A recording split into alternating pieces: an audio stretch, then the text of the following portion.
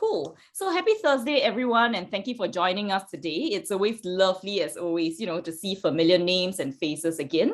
And for those of you who are joining us for the very first time, we are very happy to have you and welcome to DBL's Asia Community Connect event.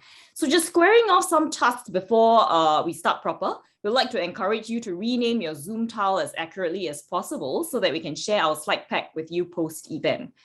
On our end, we are joined by Angela Hans, DBL's Global CEO, who many of you have met before, as well as James Hooper, our Global Chief Operating Officer, who will take us through the session today. So for those of you whom I've not met, I am Val, Lead Consultant for DBL's Asia region, and it's nice to see you and know you. So welcome to our session.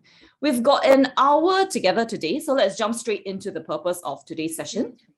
As we are all aware, grad programs are launching soon, and with the ongoing uncertainty of hybrid work and challenges associated with that, DBL is looking forward to taking as much of a critical view as possible as to what should be changed or evolved in our grad programs so that they are best fit for a company's needs and meet the expectations of early talents today.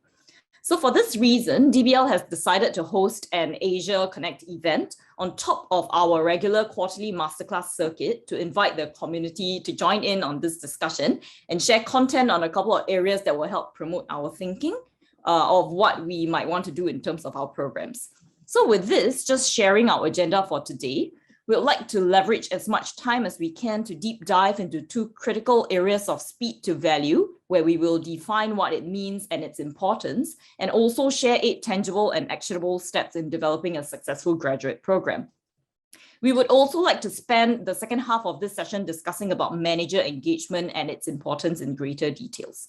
So for this session, we've intentionally kept our group size really small to provide everyone with a safe space to contribute and interact with each other, an opportunity that DBL has recognized globally to be critical, especially so for the Asia region, where we are all looking to connect with the industry and learn more from each other.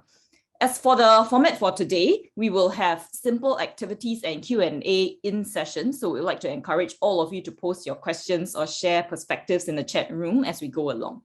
So there will also be time for us to unmute to discuss and exchange ideas as well. Without further ado, I'd like to spend a quick minute introducing DBL proper before handing this session over to my global COO, James Hooper. So for those of you who are not familiar with us, we're a human skills development company and we focus on the future of work. And we back that through research and behavioral science, supported by our first-class trainers and our unparalleled 17-year heritage in the development of early talent. So this helps us understand what the needs of early talent are now. And when we start to bring these conversations into our regions, we share our findings and welcome our network to share your insights to help us as an industry move forward together. We're an Australian company with a strong heritage in early talent development. And today we've got offices in London, Sydney, and Singapore.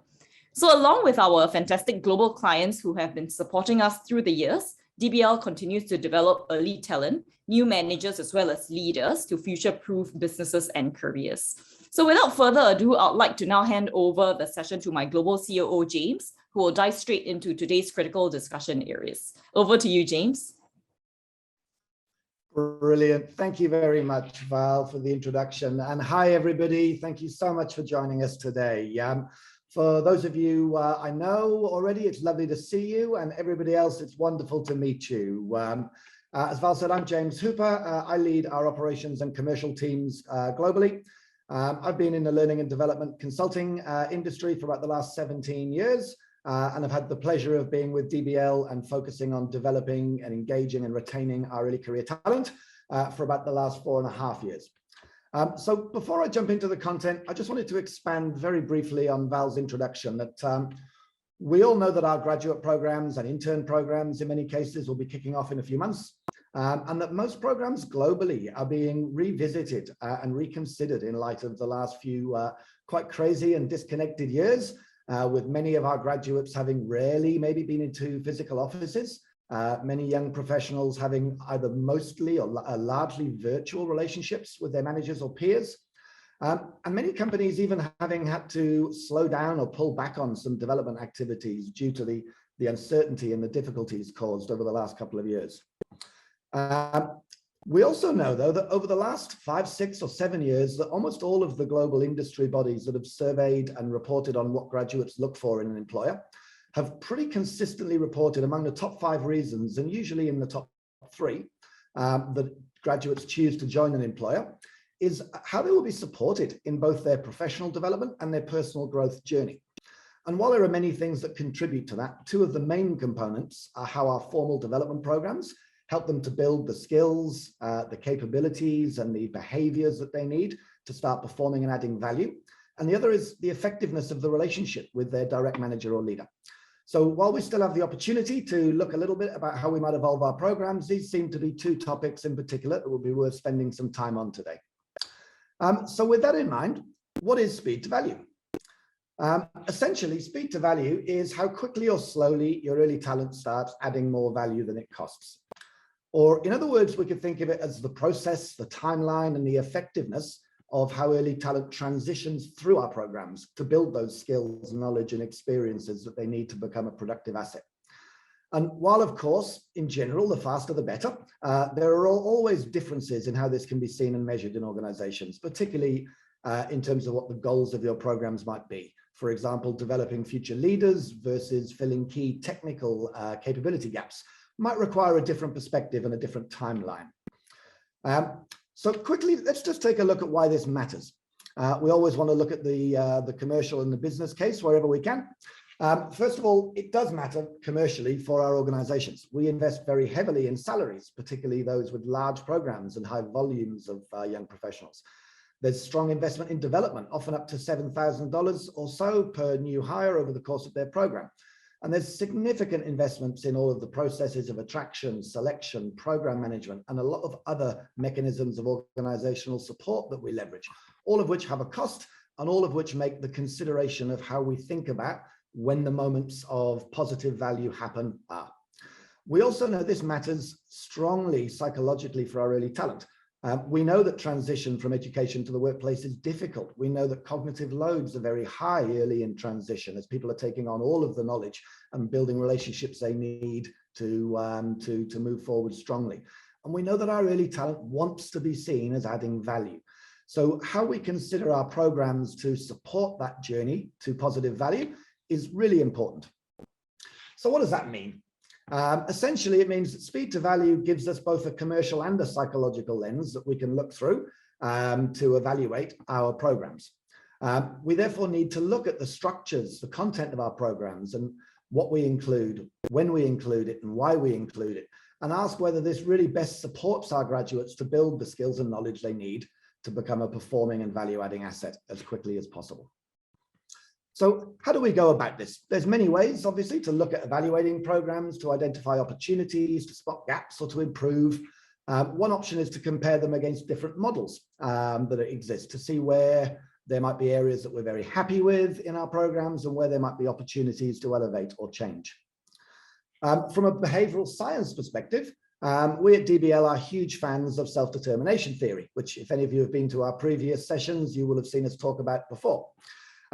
Self-determination theory, in our opinion, is one of the most simple, effective, and heavily researched theories of human intrinsic motivation that basically says that in order for us to be our best selves and to be fully engaged and to take risks and to contribute, we need these 3 things in high volumes. Competence, that we need to feel confident that we actually have the skills to do our job. Connectedness, that we feel that we can draw lines and connections between our own values, desires, and development areas and the values of the company, the opportunities of the company. And finally, autonomy, that we at least have some say and contribution towards the direction we move in and the things that we engage in, so that we feel a part of the process that we're on board with. So one way to evaluate our programs, therefore, is to look at them through this lens and to consider how well all of the components in our programs contribute to elevating these aspects of competence, connectedness, and autonomy throughout it. And Val will include some links to further information on self-determination theory when we send out the slides to everybody after the sessions for those who'd like a bit more information on it. This is another model, and arguably a more practical model that I particularly like, again, for its simplicity and flexibility to different situations and environments. And While there are many components to a successful graduate program, this kind of outlines 8 key stages that we really should consider and try to include in our programs. And this isn't a list in order. There are some of these components that do have a particular place in their programs, like keep warm, sits before people start. And there are others that need to be considered right across our programs, like engagement of leaders and evaluation, for example. So just to work around these and talk very quickly to what they are to get us all on the same page. So keep warm. I think many of us will have these activities going on. This is about how we engage our early talent between selection and commencement, with the aim of reducing people reneging and leaving, and the aim of building connection and relationships between our cohort and developing some of the key skills that will support people to come into the organization confidently and strongly, and to make really great first impressions that will start them off well. Start with a bang refers to our induction experiences and how engaging and connecting we can make those. We're looking for high energy kickoffs, fun, experiential, engaging activities that anchor the initial experience in people's memories and create a strong positive impression and a sense of cohort. Engagement of leaders. We'll talk about this more in the second half of the session. But really, we want to positively harness authority bias and bring our senior leaders into our programs where we can, to let graduates see the importance that we as an organization place on the program and on their involvement with it, and set a tone for how we want that engagement to look throughout the program.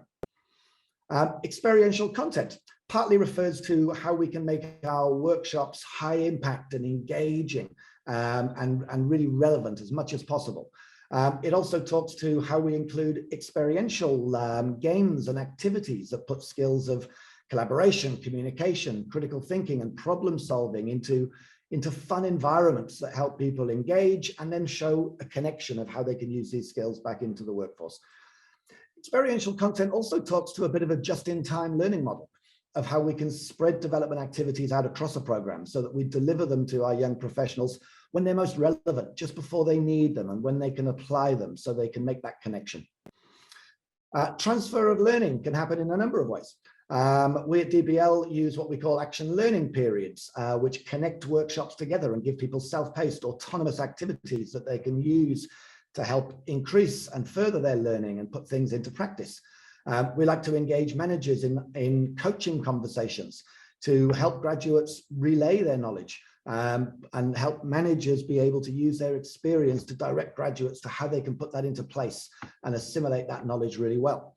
Some companies ask graduates to present summaries of what they've learned to their teams, or use ex-graduates to come back and mentor new graduates, all of which are ways to help reinforce the importance of skills that have been learned to help create teaching and sharing opportunities that people can really take on that knowledge and put it into place. And as we all know in L&D, when we share knowledge and teach others, it's when we really start to personalize it and assimilate it and take it on as our own.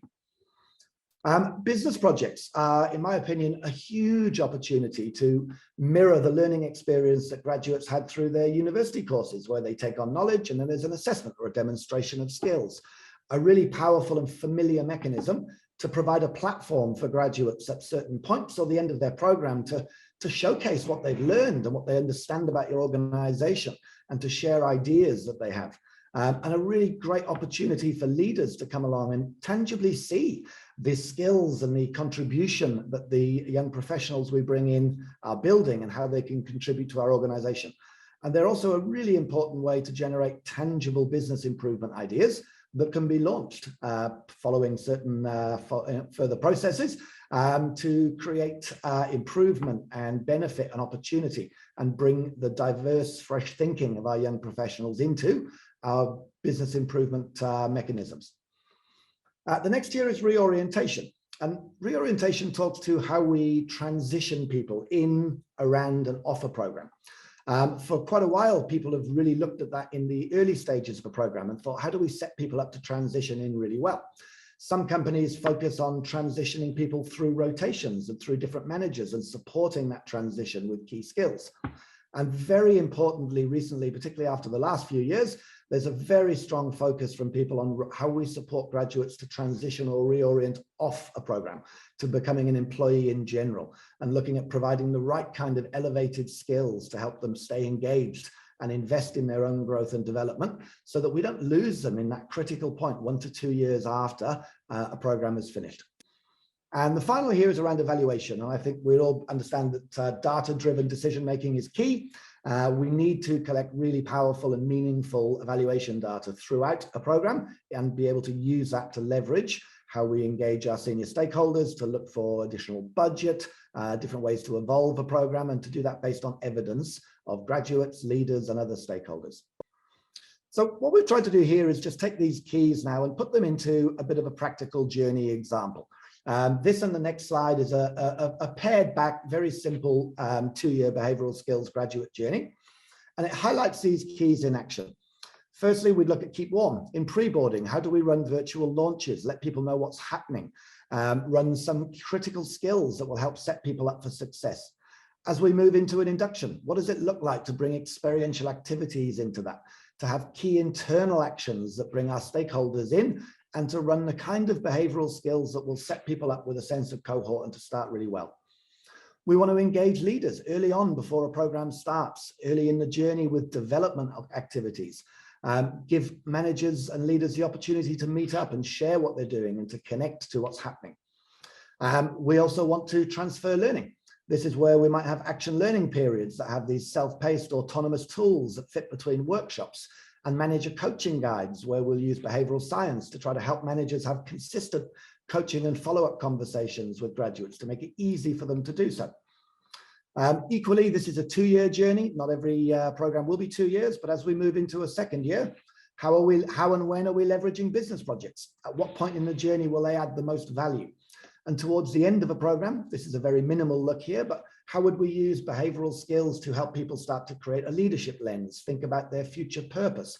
And what kind of coaching and mentoring can we offer our young professionals as they move off a program to help them feel supported throughout that transition? And then right the way throughout a program, at the end of key interventions, how are we gathering evaluation data to use in those different decision-making mechanisms? And then we at DBL use this little heart pulse symbol here of what we call a pulse check. This is how we look back over time and ask graduates in hindsight to look back at 2 to 3 months of their journey and give us information and feedback about how the things that we've developed them in have helped them over time to really build their skills and build their connections. So hopefully this is just a good little example that we can share about how these 8 keys show up and are represented within our journeys. So I'd love to stop as we move towards the end of a little bit of speed to value and start to get some input and engagement from you. Before we open up for any questions, and I'd love everyone to start having a think about any key questions around that you'd love to ask of us, the DBL team, and really importantly of each other to find out what other companies are doing in this space. But to start us off, I'd love to run 2 very, very quick polls to help guide that. The first one, and this is around the 8 keys. Val, I'll just ask you to launch the first poll. Here you'll see the 8 keys to the successful graduate program. And I'd love to ask you all, first of all, which of these do you think are working really well in your organization at the moment? Which are you really happy with? And while they might take a polish, you don't really want to invest in more because they're working. I'll give everyone just a brief moment to stop and answer that question. And while you're doing that, we will combine the answers to the polls that we run in this session across the 3 sessions, and we'll share the outcomes along with the slides at the end so that you can all have those trends to use in your further discussions as well. Lovely. I think there's just a couple more people to come in, and then Val, I will, yep, I think, oh, no, that's it. I think we are there. Val, I'll ask you to share that those results back with everyone, please.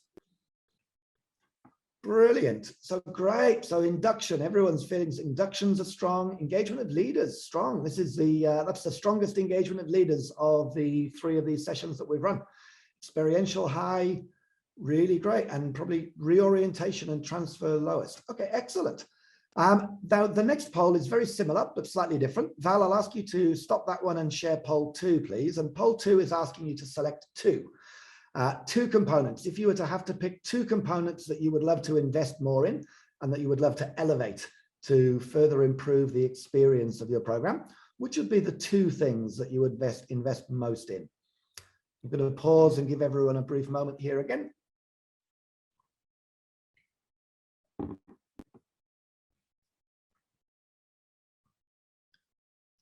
Lovely. A few more people to come in. I'll just allow another 30 seconds or so.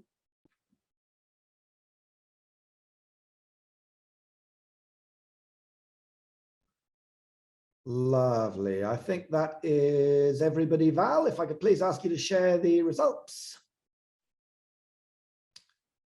Lovely. Can everybody see those results?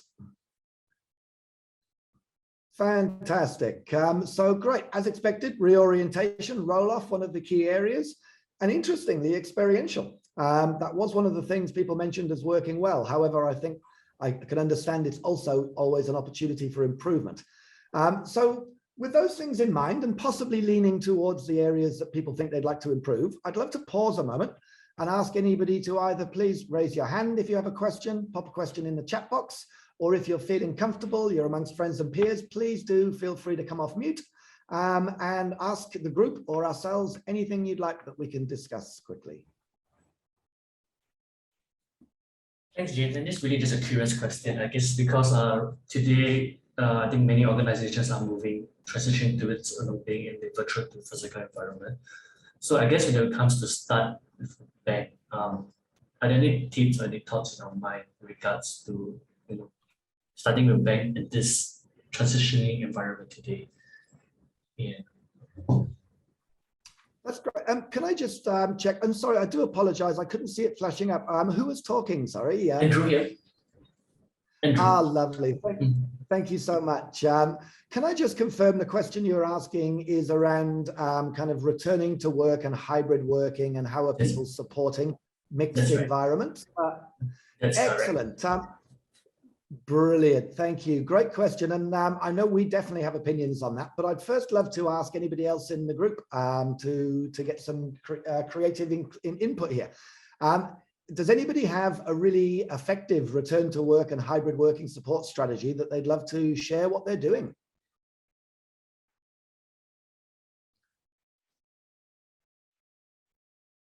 I'm just going to wait for a moment. All right, I'll give everyone just a moment to think if you'd like to share. So there are a few things that we're doing and talking about with our clients. One of the main ones is thinking about what opportunities and time people have in the office versus virtual, and thinking about what those moments that matter are and what we should best do with them. So an example of that is that we know for a long time that people are in a development space, that companies have been wanting to get back to face-to-face development, getting people in a room together and engaging together. However, in the hybrid work environment, we're finding that if there is limited times that you get people back together, then we have to rethink about what's the best use of that time. And over the last year or two, we've realized that virtual development can be just as powerful and engaging and impactful as face-to-face development.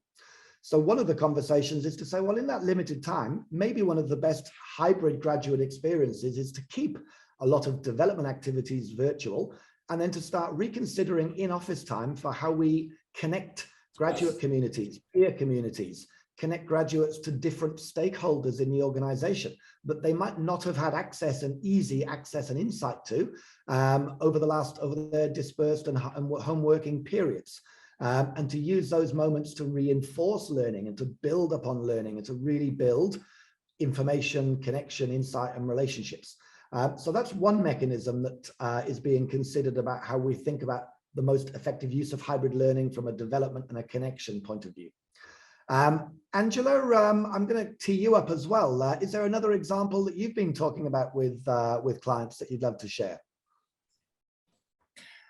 Thanks, James. I think definitely the thoughts you've shared, which is kind of taking the traditional graduate program and making more micro learning experiences come through, and using that in your hybrid context, is a conversation that's happening increasingly more with our global partners. It's like, actually, how do we start to think about giving more bite-sized piece of learning, get them back into the office where they can hopefully connect with their peers or managers or supervisors, and then be able to start to transfer that learning into their everyday environment and everyday role. And I just wanted to call that out, because I think that's becoming our new challenge as an industry as we navigate a hybrid working environment, is that access for graduates to get that embedding of learning, that on-the-job learning, the ability to get informal mentoring and coaching from other stakeholders in their business and teams might not be as accessible as it used to be because of the flexi environments and the hybrid environments we've got. So I think there's some really great opportunities there, as you say, when we think about the moments that matter, but then also how we're trying to apply that in the transfer of learning as well. And when we use those moments back into the workplace, when we can get the graduates there. Fantastic. Thanks very much, Angela. And I'd love to pause again and just see whether anybody else has a further question, a follow-up thought to that particular question, or anything you'd like to ask of the group today. And there's no such thing as a bad question. If you're thinking it, there's a very good chance that other people are thinking it as well. I'm just going to pause for an extra moment and give everyone another chance. If nothing right now, that's great. We will continue, and we'll make sure we have further time at the end for discussion as well.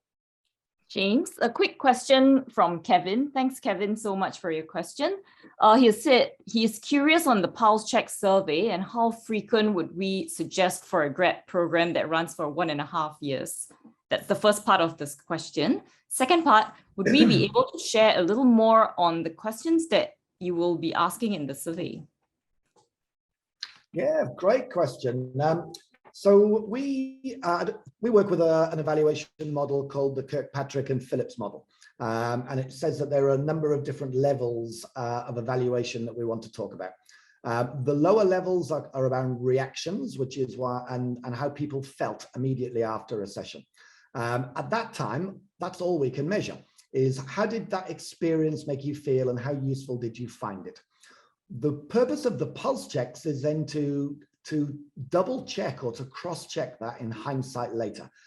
So you don't want to run them too regularly, because you need to allow enough time for graduates to have undergone a number of different learning experiences, behavioural, technical, organisational, and to have had the chance to put those into practice. So I would immediately say that you definitely want to leave at least 2 to maybe 3 months in between pulse checks, arguably maybe a little bit more over an 18-month journey, so that you're asking graduates not to talk about any one particular experience, but to talk about how the overall experience has helped them, and then to draw out which particular components of that experience helped most, maybe helped least, and why. So they're the kind of questions, they're the kind of things we're looking to assess. And in terms of questions that we would ask, we try to take a little bit of a view and of helping people to answer the questions that will let us know whether they are using knowledge. So, for example, one question is, how often have you had the opportunity to share the knowledge that you've learned in a workshop with others? A little, a lot, or all the time. And even that gives us an idea of saying, well, if people are sharing knowledge, then they're using it. And that's a very tangible question that people can consider and answer.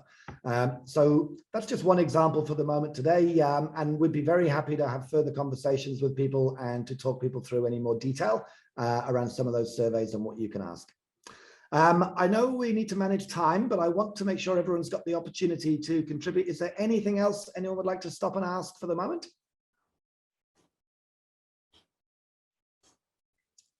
No? Fantastic. Okay, well, in that case, to keep us on time and let us have some more question at the end, I will move us on now to look at manager engagement and talk about how we go about harnessing one of the most valuable assets in our development programs. I do have a quick chat box activity to ask of you first. I would love some input from you all before we move into this section.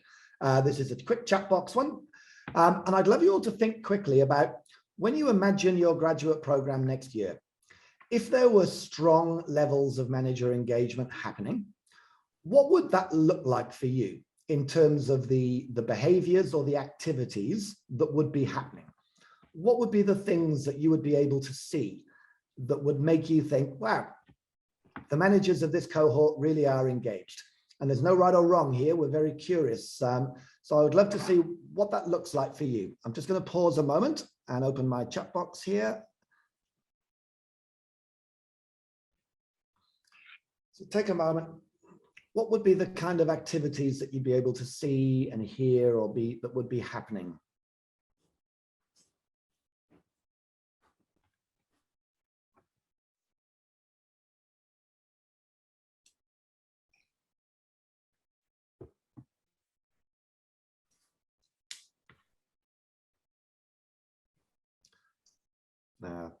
Not got much coming through at the moment. Yeah, we go. Feedback from managers. Oh, that's amazing. Wouldn't we love more feedback? Managers attending against events together with grads. Oh, that would be a brilliant one. I love when we see grads and managers, or managers taking graduates to events, showcasing industry, helping them to make relationships. Brilliant. I'll just give it 10, 15 seconds in case anybody would like to add anything more.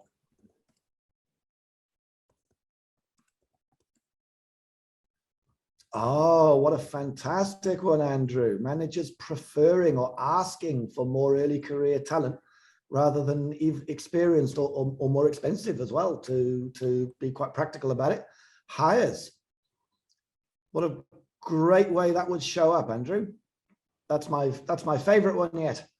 Managers going for lunch chats, yeah, making discretionary time to connect with people.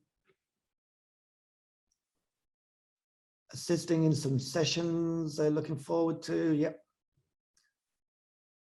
Understanding and advocating for the program as a, oh, wonderful. That's such a key comment that we work with a number of companies on, of how we shift those perceptions that graduates are not gap fills and administrators. They're key resources to be developed. Reporting managers, having regular check-ins, fantastic. High participation in the events, yeah. Repeat requests. Champions for the graduate program, what a wonderful one. Guys, this is great. Thank you so much for sharing, and what a fantastic bunch of ideas. So I'm going to move us on, and I'm hoping that you will see some of this reflected in the next content. But so to follow the previous format, very quickly, what is manager engagement? Many definitions. One that we particularly like is that manager engagement is the normal degree of discretionary time and effort that managers invest in the development of early career talent. And the key words here are firstly normal, that there will always be high performers and really engaged managers, but they're not the ones that we're looking to shift the behaviors on. We're looking for what the average looks like and the normal level, and we want to increase what normal levels look like. The second is discretionary time and effort, that manager engagement is about more than just structured performance reviews or work in progress discussions. This is actual time, as somebody mentioned in one of the earlier comments. Time to focus on coaching, developing and engaging and building relationships with your graduates as individuals. And finally, investment. The reality is that unfortunately many managers don't have KPIs or remuneration linked to the progression or the speed to value of their early talent. So we need to find ways to help managers realize the what's in it for me. Why is this important? And to help them understand that it is an investment, that we want to do this for a greater return later, and that it is worthwhile. So to come back to the business case then, because this is extra important for manager engagement, of why does it matter? Firstly, it matters because we know managers are very busy. They have a lot of accountabilities and responsibilities and priorities, and that's a reality we need to deal with. However, many of the managers of graduates are often, and without generalizing, mid-level managers with more progression to go in their careers. And the more that we hire young, diverse professionals, whether graduates or young professionals in general, the more diversity we bring into our organizations, the more important it is for successful leaders to be able to be behavioral leaders rather than command and control leaders, to champion behavioral skills, to champion development and progression of that talent. So to be a successful leader, we need to develop those skills and use it to help our managers build their own careers. We also know that the best early career talent often follow managers and leaders throughout their career, particularly when there's a strong connection. And that many managers can then have armies of raving fans of graduates that will follow them and become super high performers and will help them achieve their goals, hit their targets, and progress their own career. So in many ways, engaging in early career talent development and refreshing on human skills, behavioral skills, is actually a very strategic career move for the managers who are adept enough to realize that. It also matters really importantly for our early career talent psychologically. As we've mentioned, transition is difficult. We know that. The relationship with managers has almost the most influence over how that early transition unfolds. And whether you subscribe to the 70-20-10 learning model or not, managers, if not control, definitely heavily influence the large portion, the 70 informal and the 20 semi-formal percent components of that development in how they point graduates to relationships that will help them, areas of development that will most benefit them, and how they speed that learning process up for them. And obviously it matters commercially for the business. When managers and early career talent are engaged together, it really affects ROI by increased performance. We know that graduates who are highly engaged perform better, they're motivated better, which means they will often be rewarded more, which means they'll be retained longer, all of which improves ROI. And finally, we know that graduates share their experiences. They share it with other graduates and they share it back with university students. So the better experience they have, the better relationship they have with their manager, it does have a positive effect on employer brand. So what's our objective out of all of that? A core behavioral science concept is that if you want someone to do something, make it easy. Therefore, our objective with manager engagement is to make giving more discretionary time and effort as normal and easy as possible. So how do we do that? We at DBL like to think of manager engagement in 3 different levels: informed, educated, and empowered. At the very basic level, and the most common method of manager engagement is to inform them of what's happening. That's giving them the information they need to get on with the job relatively autonomously. Things like cohort numbers, start dates, any performance management requirements, telling them what the graduate program will look like, what interventions will be happening and when, and giving them some simple information of how they can support it. Often done via information packs, maybe briefings or conference calls. And while this is absolutely critical, because I'm sure we could all imagine having any level of manager engagement without this kind of information being provided would be chaos. It's also the bare minimum for how we get our managers engaged. The next level is educated and actually developing the skills that we want and that we want our managers to demonstrate and that our managers in many cases are asking for.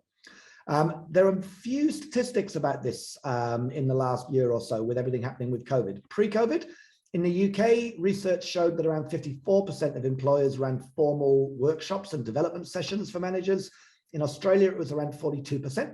So not bad, you know, in and around half, but definitely a lot of room for improvement. And in the Asia region, we have not been able to get readily available statistics for this. So what we'd like to do now is take a mini poll of this between the people here today and the people that have joined our other sessions. And again, we'll share this back with you as a small representative sample of what's happening within the region. So if you could please let us know, do or don't you have formal development workshops for leaders? And this poll may well inform some of the Q&A that we have at the end of the session as well. Val, is there still a couple of people coming through to answer this at the moment? Lovely. I'll just give a couple of seconds for anyone more to please pop their answer in.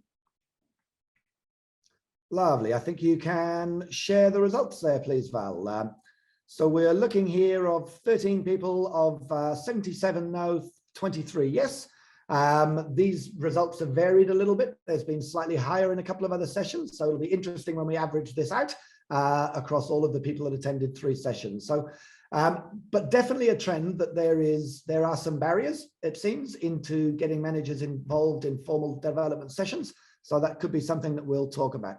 Val, have you shared those results quickly? Excellent. Thank you so much. Let me just close my poll.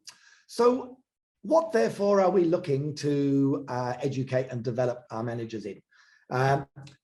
This is a little model that we quite like. It's around 5 great human habits or human habits of great early talent managers. If we could have our managers doing anything, We'd love them to be, firstly, approachable. And not just letting people know there's an open door policy, genuinely creating an environment where graduates feel comfortable and psychologically safe to go and ask for help, to ask questions, to check things they need to know, and to feel that that's okay for them to have those conversations and to ask for the knowledge they need. That's a huge game changer already. Secondly, it's around coaching diversity, not stereotypes, and helping managers to realize that while there may be generational information around what broad cohorts of young professionals are looking for, that all of our interns and graduates are individuals with their own unique desires, preferences, career pathways and interests, and that the more our managers get to know graduates as individuals, the easier it will be to motivate and engage them. The third is modeling values and behaviors. It is back to harnessing authority bias, that we as humans pay attention to what those in positions of authority say. And if our managers are modeling the values of our organization and are showing and telling our graduates that the program they're on is important, the development activities and workshops within it are important and they want them to attend and they want them to come back and provide feedback, then that sets a tone and an expectation that our graduates will follow. And it gives them permission to engage in the program. And the opposite is true. If our managers don't prioritize the program that graduates have signed up for and don't expect them to attend workshops and activities, it sends a very clear message as well. And it's very hard for us then to keep high levels of engagement amongst our graduates. And that can be a significant effector of outcomes, retention, and ROI. And it's something that we need to make our managers aware of how much impact they have on the perception of our graduates.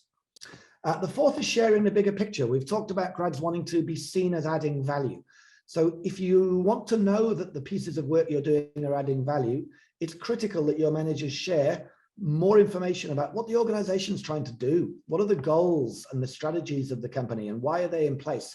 How does the division or the function they're working in contribute to that?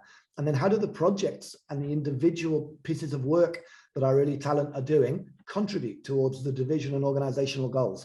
And the more graduates can see that connection, the more they feel tangibly that they're adding value, the more their well-being will be positively affected, and the more they will want to be engaged in doing more. And the last is personalizing recognition and rewards. This comes back to diversity. If you as a manager are able to provide rewards to somebody for doing a good job that are aligned to what is important to them, for example, one of your graduates might have a particular interest in data analysis, that there's a passion of theirs. They may not be working in that area at the time, but if a manager is able to understand that desire and career path, and as a reward, maybe set up a meeting with a senior tech analyst or somebody that can share information with that graduate outside of what they're currently doing. That's just one small example of personalizing a reward to an individual. And it shows that graduate that their manager has listened to them, has heard them, has understood who they are, and that has thought about how to give them something that is important to them. Such a super strong way to build a connection and a relationship between managers and graduates. So while these may be some good examples of goals that we want to achieve for manager development, they're not always the exact modules or capabilities that we want to deliver. Some of the modules that we at DBL deliver to managers that are a medium or a mechanism to shift all of these behaviors might be things like understanding and supporting your early career talent. How might you help graduates best? Supporting belonging and well-being. How do we help our young professionals feel a part of our culture and a part of our organization? Building trust. How do you build unique trust-based individual relationships? We have a module called Creating Inclusive Environments, which helps people put the diversity practices that we're all starting to employ into practice. And a really critical one is giving great feedback. The more we help managers to give really powerful and effective feedback, the better and more transparent and open those relationships become. So they're just a few examples. And in terms of how those delivered, manager sessions can be quite short and punchy, 60-minute sessions, virtual, face-to-face, at the start of a journey or before grads come on board, and then throughout a journey at key moments are often the best places to deliver them. And of course, if anyone would like any further information around manager modules and content, which we won't go into more depth on today, please let Val know. We'll be very happy to share that with you all. So to look at the final level of empowered, and this is really about how we create and give managers a sense of permission, autonomy, and access to how they can leverage their experience and get involved to support your program. I think to somebody's point earlier, how do we help managers get voluntarily involved in supporting the program in different ways? So there's a few ideas here. There's lots of ways to do this. One is to try and connect managers and leaders to the delivery of human skills. Another way of harnessing authority bias. You might look to set a benchmark. The 20% here is just an idea. Could be higher, could be lower. Of how many of our human skills and behavioral skills sessions would we like managers maybe to run more practically, just to get involved with, would be amazing. We know from all of the diversity efforts we've been making around talent environments for a while that while benchmarks and targets may not be an ideal way to do things, what gets measured gets done. And it gives us a way of assessing how well we are doing in that space. Where we practically can't have managers and leaders turn up to workshops, we can look to record videos of leaders talking about the importance of the program, the importance of human skills and behavioral skills, and setting that tone for graduates and why it's important. I've seen organizations create really unexpected mixes of leaders and skills, where we might bring in senior finance or senior technical leaders to talk about the power of influencing and managing up, of social intelligence, skills that graduates might not normally expect to be high on the radar of financial or technical leaders. And again, it creates that expectation and environment that in your organization, your leadership team find these things important, and graduates will respond to it and they will engage with it, and they will see that as a lead for them to follow.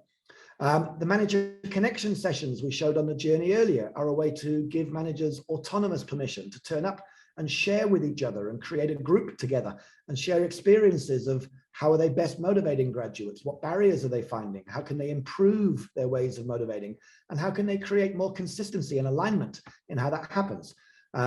It might take time to build that culture, but as you do start to build it, others will get involved, and it happens, and it has a big impact over time.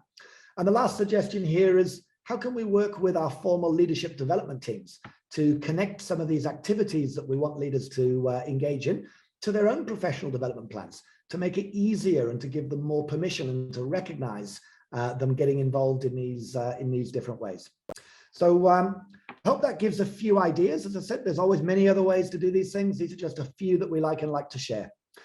So we've looked pretty much at a bit of a rationalization across speed to value and manager engagement of what they are, why they're important. We've looked at some business cases, and we've dived into these 3 levels of manager engagement that will hopefully help you assess what you're doing so far and find some further opportunities. Now, again, we've got another short Q&A section coming, so I'd like to give everyone a little heads up to start having a think from all of this about what you might, again, like to take out of this session. What can you gain from us and from your peers on the call? So please take a moment to have a think about what would be a question you'd love to have answered. And while you're doing that, I'd love to just share with you a final quote at the end of the content. This is a quote that we used around about a year or so into the COVID pandemic, and that I feel personally is as important now as we're moving out of it into hybrid. Well, in some areas out of it, in some we're still struggling, but as we move into the reality of hybrid working, this is as important to me now as it was then. And this is from a Deloitte article that says that now is not the time, definitely not the time, to pull back on our workforce development efforts, but it's the time to double down on our commitments to building agile and resilient workforces that can thrive in the face of what we are now seeing is going to be pretty constant change across all of our industries. And that the more we do that and the more we bring in young professionals with these skills, the easier it will be for us to achieve our current and our medium and our long-term organizational growth goals. So I hope that has some resonation with everybody. And as we come to Q&A, I would love to come off a screen share so that I can see all of you or some of you. Please, only if comfortable, please do feel free to come to turn your videos on if you'd like to engage with us for the last 4 or 5 minutes or so. Hi, everybody. I can see you all now. This is lovely. Great. I would love to stop. And Val, maybe first of all, while people are thinking, let's ask if there's anything in the chat box, which I can now open. Lovely. What has everyone been asking? Being approachable can be difficult to show up when working in hybrid remote environments. Yes. Tips and development to support managers with routines will be important. Absolutely. While we don't want to stifle autonomy or different managers' ways of engaging with their graduates, it really helps if we can provide guidance. Even if it's best practice guidance of how often should managers be engaging with their graduates and when. Is it a week after a workshop, a day after a workshop? You might have seen on the sample journey slide I showed earlier that one of the things we do with our clients is to provide manager coaching guides after workshops. They are very short 1 to 2 slide guides that give managers a super high level summary of what was the module covered, what was a couple of key things from it, maybe what was one model or framework that's actually really important, and what are 5 or 6 open coaching questions that leaders can go into a discussion or a feedback conversation with their graduate and prepare themselves in a minute, 2 minutes on the way in and ask consistent open questions that expects graduates to manage up. So that's one way about trying to set an expectation of when and how often those conversations might happen. What else do we have? Reporting managers and new hires, having regular check-ins. Yeah, absolutely agree. How do we get managers on board in this engagement journey? Angela, go. I was going to say, James, no, you've got it. That was the question I think you should tackle. It's a great question. You were just reading it. Oh, brilliant. You pointed me right to it. Brilliant. So some might see young talent as an extra pair of hands.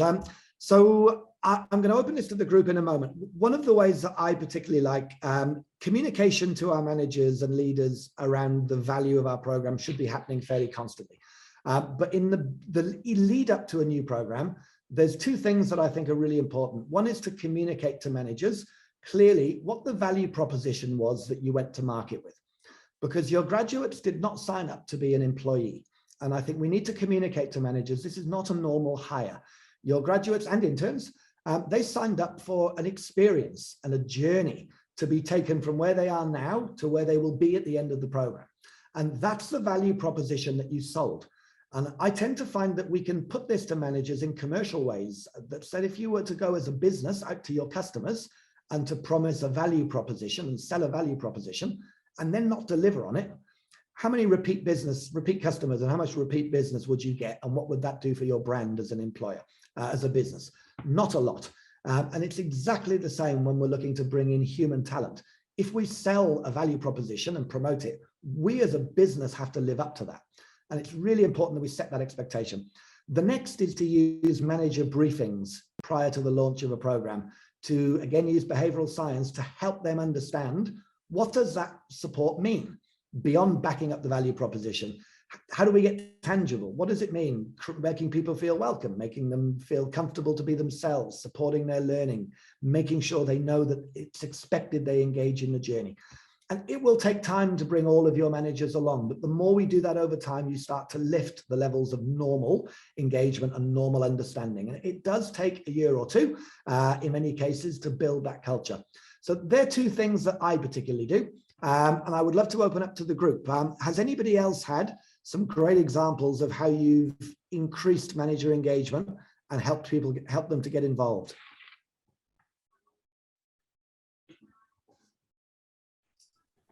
James, I can share an example from a partnering client that we worked with, and it's come up a few times more. And it was actually feedback from managers who said, we're actually happy to help grads. We just don't know what you want us to do. We've got a whole lot of priorities going on. We've got other things that will take precedence over supporting your graduates. So can you just make this easy for us and tell us what we can do and how we can support?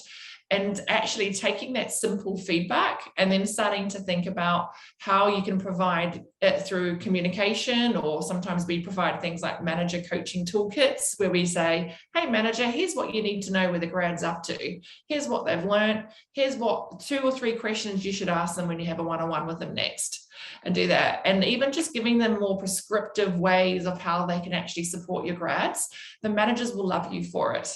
And I know there's a little bit of stigma sometimes around managers' perception on how they want to support graduates, But I just wanted to call that out because I think sometimes we are a bit nervous to engage managers, but the reality is they would love to be involved. They would just like to have more understanding and support on how to do it best. Absolutely agree. And Zaharan, sorry, I apologize. has commented here that he's created a community of graduate managers that's helped them to share and connect. And I love that. I'm a huge advocate of that.